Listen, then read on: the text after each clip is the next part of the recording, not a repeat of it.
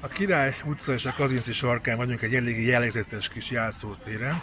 A lényeg az, amit látható, hogy a 60-as években az itt álló háromszintes bérházat lebontotta a tanács. Ugye az volt a terv, hogy a havannai lakótelep Inter egy paneles beépítés lesz Erzsébetvárosba, és ez szerencsére ez nem következett be, viszont a foghíj az itt maradt. De ami a lényeg, hogy ez a háromszintes bérházban működött a monarchia korában a híres Valhalla nevű bordélyház.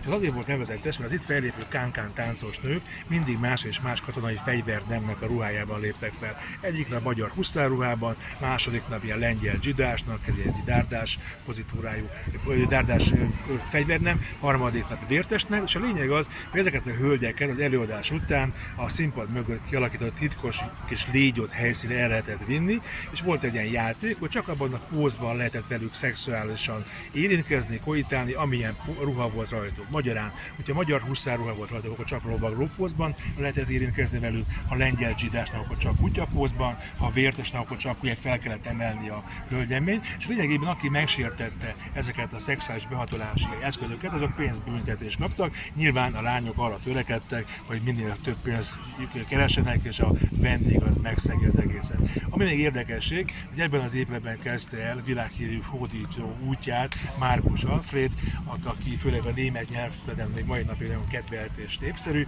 Olyan dalok köthetők az ő nevéhez, mint Dickhely, Kukhely, Mérszomorú Melanie, vagy a legismertebb mai napig játszott a Stux maga vérbeli Párizsi lett.